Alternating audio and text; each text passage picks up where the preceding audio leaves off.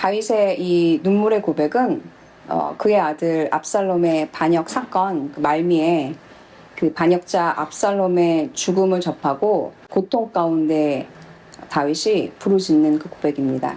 압살롬 반역 사건은 압살롬이 그의 아버지 다윗의 왕위를 빼앗으려는 사건으로 사무엘하 13장에서 18장까지 자세히 기록되어 있습니다. 이 반역 사건의 배경을 좀 잠시 살펴보고자 합니다. 이 반역 사건의 배경은 다윗의 장남 암논이 압살롬의 동생, 여동생 암논의 이복 누이죠. 이복 여동생을 범하는 사건, 그 다말의 사건에서 시작됩니다. 그 다윗이 장남인 그 암논이 이 범죄를 저지를 때 한몫한 사람이 있어요. 한몫한 사람이 누구냐면 다윗의 형 시므아의 그 아들 요나답의 간교한 조언이 이 범죄를 일으키는데 한몫을 하게 됩니다. 그러니까 다윗의 조카죠. 사무엘하 3장 13절에 글을 이렇게 표현합니다. 다윗의 형 시므아의 아들 요나답이라 하는 자가 있는데 심히 간교한 자라. 이 악한 일이 일어날 때 속삭이는 어둠의 영이 있다는 사실을 여러분들이 기억하시고 분별하셔야 됩니다.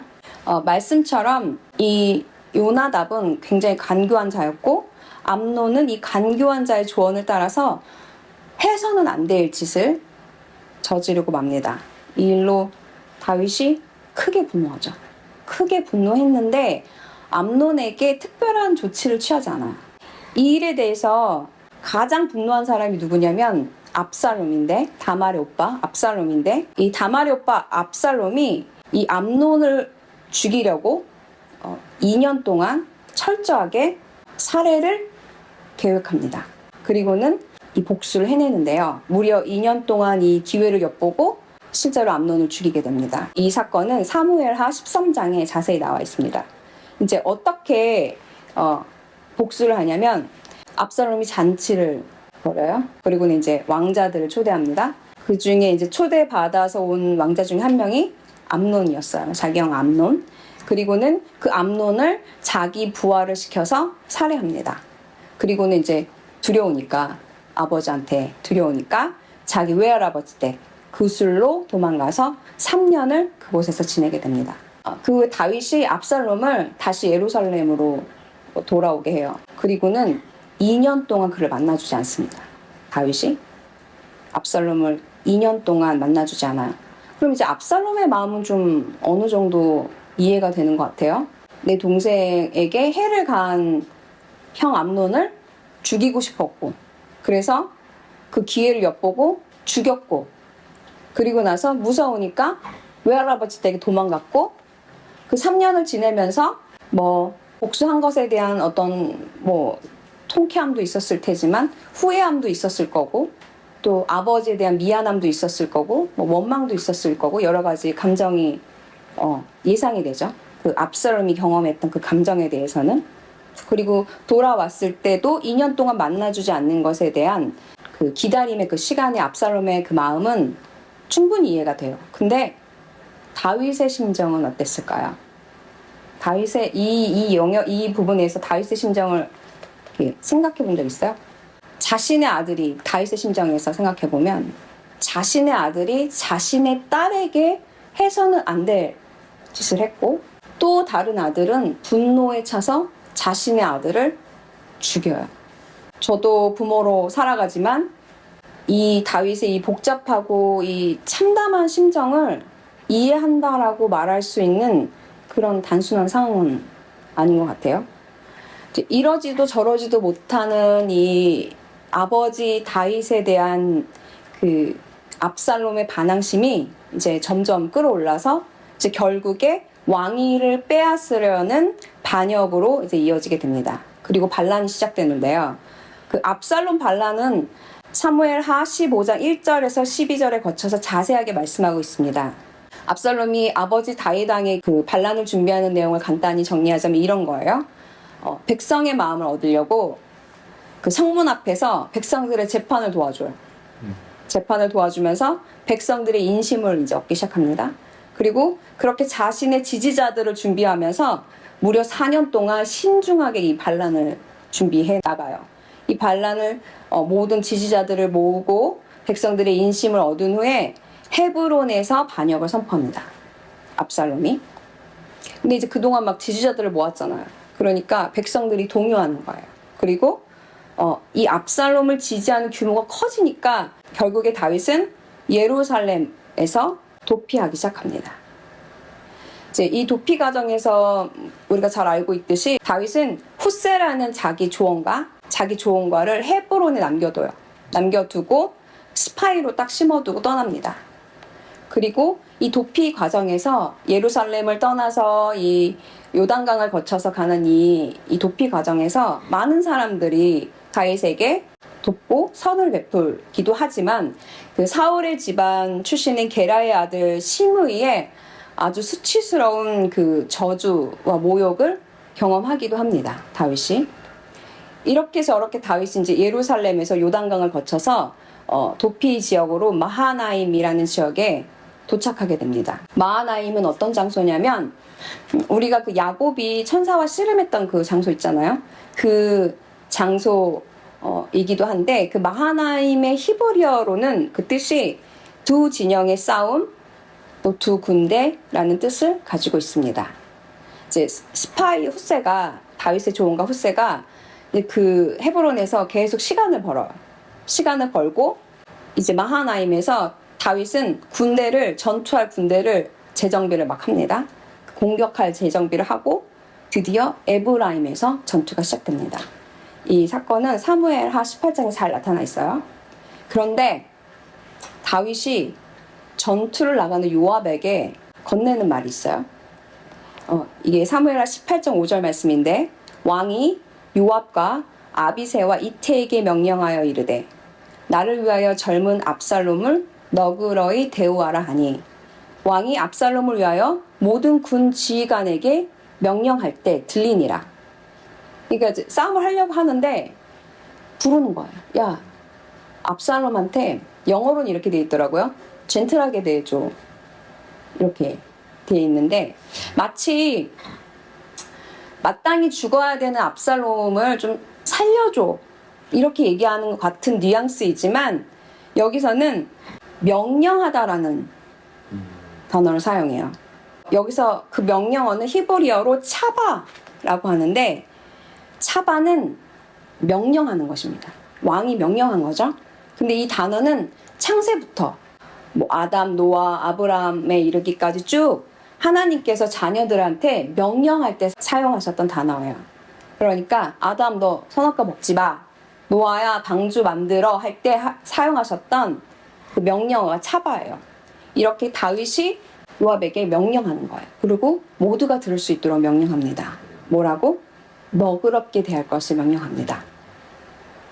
이 너그럽다라는 단어는 히브리어로 레아트라는 단어인데 이 단어는 천천히 조심스럽게라는 의미를 갖고 있어요. 이거는 야곱이 그 에서 형 만날 때 막 두려워서 막 에서가 야 같이 가자 그랬더니 아닙니다 형님 우리 어린아이들하고 이 짐승들이 지금 너무 힘드니까 조금 배려해서 이 약한 자들을 배려해서 속도를 줄여 이동할 테니까 형님 먼저 가세요 라고 말할 때 그 사용했던 단어와 같은 단어입니다. 하나님께서 반역자들에게 이같이 우리가 행하기를 원하시는 것은 부탁이 아니고 명령입니다. 너그러이 대할 것에 대해서 명령하시는 거예요. 그런데 요압이 목숨을 걸고 압살롬을 죽이는 데 집중합니다. 이 반역 사건의 결말로 이제 전투에서 노새를 타고 이제 압살롬이 막 도망을 가요. 근데 이제 자기의 자랑이었던 그 머리카락, 순 많은 머리카락이 그 나뭇가지에 걸리죠. 그래서 뒤따라오던 다윗의 부하 요압이 창으로 찔러서 압살롬이 죽습니다. 그리고 다윗이 승리하게 됩니다. 이제 다윗의 군대가 승리하고 예루살렘으로 돌아와서 왕위를 다시 탈환하는 그런 과정들이 있는데요. 이제 압살롬이 죽었잖아요. 어떠세요? 다윗이 이기니까 기분이 어떠세요? 저는 성경을 읽을 때 그 압살롬이 자기 형 암논을 죽일 때 사실 좀 통쾌했거든요. 통쾌했고 이제 아버지의 반역자 압살롬이 요압에 의해서 죽을 때도 잘 됐네, 그렇게 생각을 했었어요, 지금까지. 그런데 다윗은 옵니다. 이 다윗의 이 마음, 제가 다시 한번 본문을 읽어드릴게요. 한번 느껴보세요. 왕이 말을 듣고 마음이 찢어질 듯 아파서 성문 위에 다락방으로 올라가서 울었다.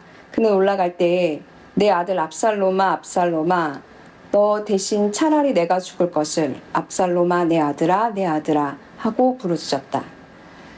다윗이 자신에게 반역했던 그 압살롬의 죽음에 대해서 아들아, 아들아 부르면서 내가 대신 죽어야 됐어 라고 울부짖어요, 다윗이. 하나님께서, 제가 이전에는 이 사무엘하 이 부분을 굉장히 여러 번 많이 읽었는데 그때마다 내심 이렇게 통쾌했던 마음을 가졌던 저에게 이번에 이 본문을 읽을 때 감사하게도 하나님께서 다윗이 그 고통 가운데 울고 있는 그 눈물을 저에게 주셨습니다. 그 다윗의 그 고통의 마음을 제게 주시는 거예요. 그 아들을 잃은 그 비통한 마음을 제게 주시는 거예요, 주님이. 이 다윗의 슬픔에는 자신이 당했던 그 수치 또는 아들의 반역에 대한 그 어떤 정죄나 아들을 향한 그 실망, 이런 게 전혀 없어요. 나 자신은 없어요. 난 없고 오직 자녀를 잃은 슬픔만 다윗에게 있는 거예요. 여러분은 어떤 자녀입니까? 나는 압살롬처럼 이렇게 아버지한테 반역하는 사람도 아니고 또 암놈처럼 그렇게까지 내가 죄를 짓는 사람도 아니야. 그냥 좀 죄를 짓긴 짓지. 근데 그 정도 그런 사람은 아니야. 그런데 한 걸음 더 나아가서 아버지께 반역하는 그 자들, 또 아버지께 등을 돌린 자녀들에게 다윗 왕이 명령한 것처럼 너그럽게 대우하는 자가 되시기를 축복합니다. 자녀를 잃은 다윗의 그 심정으로 함께 우는 자가 되시기를 축복합니다. 하나님께서 원하시는 것이, 우리에게 원하시는 것이 이것이라고 생각했습니다. 그 압살롬의 죽음을 서로 알리려고 그래요, 다윗한테. 그래서 그 압살롬의 죽음을 누가 가장 먼저 알리냐면 그 이디오피아인이 가서 가장 먼저 알려요. 그 사람들은 굉장히 빠른 전령이라고 그러더라고요. 그 사람이 가서 기고만장하게 압살롬의 죽음을 알려요, 다윗한테. 그리고 막 다윗이 슬퍼하니까 요압이 그래요. 좀 그만 슬퍼하고 승전가를 울리라고, 백성들을 위해서 좀 승전가를 울리라고 막 이렇게 얘기를 해요. 압살롬의 죽음에 기고만장한 에디오피아인이나 구스인이나 또 그 아들을 잃은 슬픔을 이해하지 못하고 그 자신의 어떤 승리에 대해만 도취되어 있는 그 요압과 같은 그런 사람이 되지 않기를 바랍니다. 우리가 자녀를 잃은 고통으로 그 우시는 그 아버지의 눈물에 동참하는, 또 죄에 연약한 그들에게 너그럽게 대하라는 그 아버지의 명령을 좀 기억하는 자가 됐으면 좋겠어요. 이 유명한 압살롬의 이 사건은 사람들이 이 사건을 통해서 이런 걸 주로 많이 얘기하더라고요. 다윗의 훌륭한 그 전투 전략, 또는 다윗의 아비됨의 부족됨, 이런 것들을 많이 주목하는데요. 다윗이 그 자녀들의 그 수많은 일들 앞에서 그토록 어떤 결정을 내리는 데 있어서 망설였던 것은 자녀 모두를 사랑하는 그 아버지 마음이었기 때문이라는 생각이 들었어요. 그 자비하고 너그러우신 그 아버지의 마음이 다윗에게 있었던 거죠. 다윗은 자녀에게 이런 마음이 있었던 것 같아요. 내 다말, 말할 수 없이 깊은 상처를 받은 내 귀한 딸 다말, 암논이 내 장남이어서 자랑인데 그 간교한 자에게 넘어가서 동생에게 그 죄를 지은, 그리고 또 다른 동생에게 죽임당한 내 자랑 암논, 또 그 분노의 시간 가운데 고통받은 내 압살롬, 자기 부하에게 죽을 수밖에 없었던 내 사랑하는 아들 압살롬, 그들을 향한 마음이 다윗의 마음이었던 것 같습니다. 그리고 이것이 우리 아버지의 마음인 거죠. 하나님께서 다윗을 기름 부으시던 날, 사무엘에게 이렇게 말씀하세요. 내가 이새의 아들 다윗을 만나니 내 마음에 맞는 사람이라 내 뜻을 다 이루게 하리라. 하나님의 마음에 합하다라는 것은 나의 뜻이 아니라 하나님의 뜻을 이루어 드리는 자를 하나님께서 말씀하시는 거죠. 다윗이 이토록 하나님의 그 마음을 잘 아는 자였기 때문에 내 마음에 합한 자라고 하나님이 말씀하셨던 것 같아요. 마지막으로 오늘 본문 18장 33절을 다시 한번 읽어드리도록 하겠습니다. 자녀들의 고통 앞에선 아버지의 마음이 좀 되는 마음으로 이 말씀을 들어보세요. 왕이 이 말을 듣고 마음이 찢어질 듯 아파서 성문 위에 다락방으로 올라가서 울었다. 그는 올라갈 때에 내 아들 압살롬아 압살롬아 너 대신에 차라리 내가 죽을 것을 압살롬아 내 아들아 하고 부르짖었다. 여러분, 아버지께 반역하는 이 세상, 또 아버지께 등을 돌린 아버지의 자녀들, 그들을 위해서 아버지의 그 마음으로 슬픔의 기도자가 되시기를 바랍니다. 그들을 위해서 울며 기도하는 슬픔의 기도자가 되시기 바랍니다. 그리고 또 그들에게 너그러운 자, 그 연약한 자들에게, 죄에 연약한 그들에게 너그러운 자가 되시기를 바랍니다. 그래서 우리가 여러분과 우리 모두가 하나님 아버지의 그 마음에 합한 자로서 그 하나님의 뜻을 이루어드리는 이 땅 가운데 그 머무는 시간 동안 하나님의 그 뜻을 이루어드리는 자로 우리가 살아가기를 축복합니다.